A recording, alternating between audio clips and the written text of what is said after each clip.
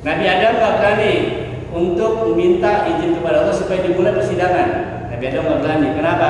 Karena Nabi Adam sadar dulu pernah makan buah kuning, pernah salah. Nabi Adam nggak berani. Nabi Nuh nggak berani juga. Kenapa? Karena malu. Anak dan istrinya tidak beriman. Nabi Ibrahim nggak berani. Nggak berani juga. Karena pernah 2 kali berbohong.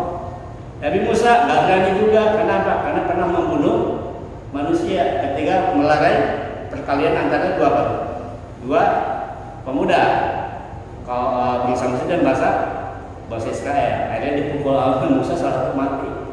Nabi Isa nggak berani juga. Kenapa? Dia malu. Karena setelah dia turun ke bumi untuk menyiarkan risalah Allah, ternyata ada orang pada nyembah dia. Nabi Isa mau, Nabi Muhammad nanti, ya Rab, mohon segera dimulai persidangan. Dia nggak lama-lama nunggu.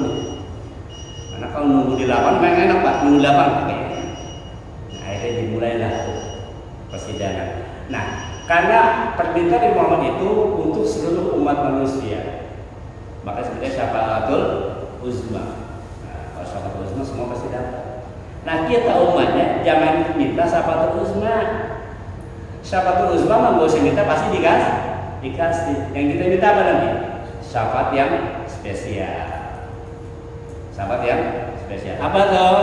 Nanti ketika di mizan, dihisab, kita minta kepada Rasulullah agar apa?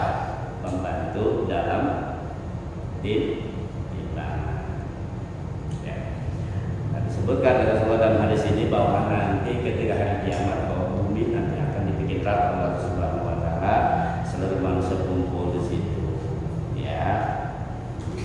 Nah, itulah nanti ketika Rasulullah itu meminta supaya dimulai persidangan, supaya manusia enggak nunggu lama-lama, kasihan. Itulah yang disebut dengan maqamal mahmudah. Apa? Maqamal mahmudah. Makom tertinggi, makom yang tertinggi. Kan kita suka baca. Kata Allah, Rasulullah kan pengen nanti bisa memberikan syarat kepada umatnya. Kata Allah boleh pada syaratnya. Apa syaratnya? Allah minta kau bangun tiap malam sholat. Makanya kalau buat Rasulullah tahajud hukumnya wajib. Buat Rasulullah. Kenapa? Kata Allah kalau pengen nanti punya maqam mahmudah, pengen punya tempat tertinggi, pengen bisa bantu seluruh umat manusia dari zaman Adam sampai zaman, kata Allah bertahajudlah kamu. Itu perintah Allah kepada Nabi Muhammad. Makanya spesial. Nah, begitu sama buat para umatnya. Kalau pengen maqam mahmudah, pengen tempat yang bagus, pengen tempat yang terpuji, sering-sering tahajud. Kalau kita sifatnya penawaran, mau enggak kan gitu kan? Tapi pada Rasulullah wajib. Makanya disebutkan dalam sebuah hadis, Rasulullah tidak pernah meninggalkan qiyamul lail sampai saking pengen ngebantuin seluruh umat manusia, saking sayang Rasul kepada umat manusia, sholatnya sampai kakinya bangun. Nah, kita mau punya terawih ya, Rasulullah sholatnya luar biasa. Baik, sampai sini ada ini cukup ya. Jelaskan ya pertanyaannya.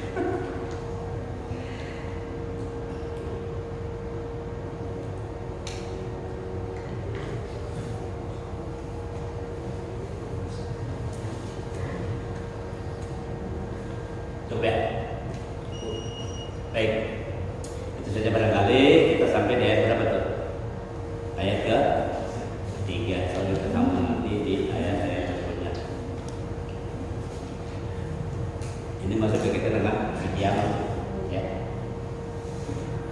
Memang kalau juz amal itu kebanyakan berkaitan dengan kiamat. Jadi kita akan lihat tuh, ada orang yang dikasih bukunya dari kanan. Ada yang dikasih bukunya dari